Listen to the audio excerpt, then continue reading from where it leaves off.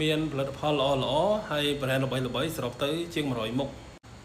បងប្អូនអាចតាក់ទងមកខ្ញុំដើម្បីយកទៅរកស៊ីលក់បន្តដើម្បីបានចំណូលហើយផលិតផលទាំងអស់ហ្នឹងសិតតែជាផលិតផលដែលកំពុងតែមានតម្រូវការ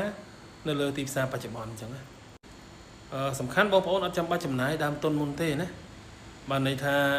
បងប្អូនមើលទៅ100មុខជាងហ្នឹងបងប្អូនឆ្លាញ់ផលិតផលណាបងប្អូនអាចយកទៅបង្ហោះលក់ខ្ញុំបរៀនពីតិចនិចរកស៊ីតាមអនឡាញធ្វើម៉េចបង្ហោះឲ្យគេមើលច្រើនតាម TikTok Facebook ដោយមិនអស់លុយហើយខ្ញុំបោះជូនបងប្អូនហ្នឹងគឺអត់យកចំណេញទេ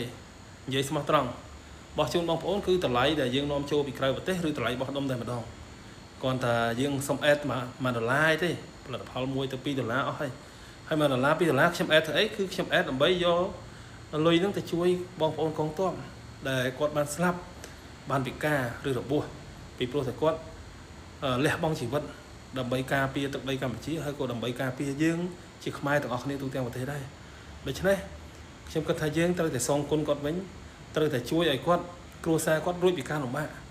ដូច្នេះ business មួយនេះគឺខ្ញុំបានប្រឹងប្រែងធ្វើមួយរយៈពេលកន្លងមកហើយឥឡូវនេះយើងប្រមូលបានផលិតផលល្អ brand ល្បីគុណភាពល្អចំនួនដល់ទៅប្រហែលជា100មុខជាងហើយបងប្អូនអាចតាក់ទងមកខ្ញុំមកអាចទិញយកទៅបង្ហោះរកស៊ីតែបងប្អូនអត់ចាំបាច់ចំណាយដើមទុនមុនទេណាបើថាអូតាក់ទងមកតែទិញមុនអស់មិនអត់ចាំបាច់ទេហើយខ្ញុំបរៀនបងប្អូនពីក្បួនធ្វើម៉េចឲ្យចេះរកស៊ីតាមអនឡាញនឹងទៀតអានឹងរឿងទី1រឿងទី2បងប្អូនខ្មែរទូទាំងប្រទេសក៏អាចតាក់ទងមកខ្ញុំបានដែរដើម្បីចូលមើលផលិតផលថាផលិតផលអីពោះជាង100មុខច្រើនណាហើយបងប្អូនអាចទិញផលិតផលហ្នឹងបាននៅតម្លៃមួយតម្លៃធូរមែនតើឧបមាថាឥឡូវ power bank ចុះគេលក់ power bank លើទីផ្សារ$20ដូច្នេះពេលបងប្អូនតាក់ទងមកខ្ញុំគឺបងប្អូនអាចទិញបានតែតម្លៃ$11 $12គឺតម្លៃដែលយើងនាំចូលពីក្រៅប្រទេសមកដល់អញ្ចឹងបងប្អូនចំណេញ$7 $8បាត់ឃើញហើយមានដល់ជាង100មុខដែលបងប្អូនប្រើប្រាស់ប្រចាំថ្ងៃមានច្រើនមែនទែនតាំងពីលាលកាតាំងពីកម្រាលពូកតាំងពីពូកតាំងពីក្រែច្រើនមុខមែនទែនដែលយើងប្រើប្រាស់ប្រចាំថ្ងៃដល់អញ្ចឹងបងប្អូនអាចទិញយកទៅប្រើបានរបស់ល្អម៉ាក brand ល្អតម្លៃនាំចូលតម្លៃរោងចក្រហើយបងប្អូនចំណេញព្រោះបើយើងទៅទិញតាមទីផ្សារក្រៅចំណេញហេតុអីព្រោះតាមទីផ្សារក្រៅគេអាចលក់ធូរទេគេទៅយកចំណេញសមរម្យដើម្បីមក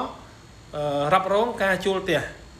ការចំណាយប្រាក់ខែបុគ្គលិកទឹកភ្លើងថ្លៃអ៊ីនធឺណិតថ្លៃផ្សេងច្រើនទៀតដូច្នេះគេមិនអាចលក់តម្លៃដើមជូនបងប្អូនទេខ្ញុំលក់តម្លៃដើមជូនដោយសារខ្ញុំអត់យកចំណេញទេអ្នកខ្លះថាបើឲ្យរកស៊ីអត់យកចំណេញមកលាយអត់អីទេដោយសារខ្ញុំមាន business ផ្សេងដែលខ្ញុំមានចំណូលអាចរស់បានសមរម្យហើយដូច្នេះសម្រាប់ផលិតផលជាង100មុខនេះគឺខ្ញុំផ្ដោតទៅលើជួយបងប្អូនខ្មែរឲ្យអាចមានឱកាសរកស៊ីម៉ោងនេះបើអត់ចាយដើមទុនអាចបាននៅតម្លៃដែលនាំចូលឬតម្លៃបោះដុំគាត់យកទៅលក់ឲ្យខ្ញុំបរៀនគាត់ឲ្យចេះលក់រកស៊ីតាមអនឡាញគាត់ចំណេញគាត់យកទៅដែលខ្ញុំសុំកាត់តែ$1 $2ដើម្បីយកទៅជួយកងទ័ពហើយការជួយកងទ័ពហ្នឹងខ្ញុំមានរបាយការណ៍ច្បាស់លាស់មានទិន្នន័យច្បាស់លាស់ហើយខ្ញុំនឹងចែករំលែកប្រតិបត្តិការលម្អិតនៃកុង AVA ឲ្យបងប្អូនមើលព្រោះ AVA ឥឡូវយើងអាច download របាយការណ៍លម្អិតតែម្ដងបើមនុស្សនឹងខូចគាត់ទៅមើលរបាយការណ៍លម្អិតដឹងហើយខូចអូលុយវេចេញទៅនេះវេចេញទៅនោះខ្ញុំ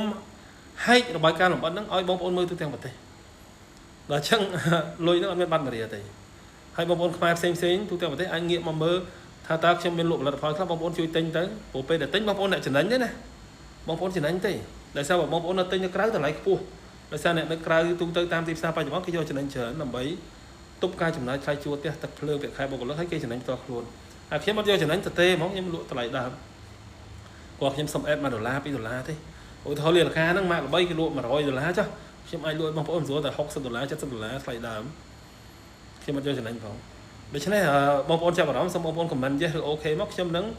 ឆាតទៅបងប្អូនដើម្បីផ្ញើផលិតផលទាំង100មុខជាងឲ្យបងប្អូនមើលហើយពេលបងប្អូនមើលឲ្យបងប្អូនcomment ប្រាប់ទៅថាខ្ញុំកុហកឬបោកបើខ្ញុំកុហកបោកបងប្អូនអាច comment ជេរខ្ញុំកុហករូបខ្ញុំបាននិយាយស្មោះត្រង់ព្រោះយើងធ្វើមកនេះមានតែភាពស្មោះត្រង់មួយគ្នាទៅវិញទៅមកទេដែលអាចធ្វើការមួយគ្នាបានយូរអង្វែងណាហើយមកនេះបើយើងកុហកគ្នាបោកប្រាស់គ្នាវាខូចមុខខូចកិត្តិយសព្រោះសម័យនេះសម័យតាញញហើយគេផុសជេរដូច្នេះរឿងដែលខ្ញុំនិយាយជារឿងពិតដូច្នេះសូមបងប្អូន comment ថាអូខេខ្ញុំផ្ញើផលិតផលឲ្យបងប្អូនមើលសិនមើលថាតើផលិតផលល្អមិនល្អកុហកក៏អត់តម្លៃដើមក៏អត់អូខេអរគុណណាគោរពលាប៉ុណ្ណឹង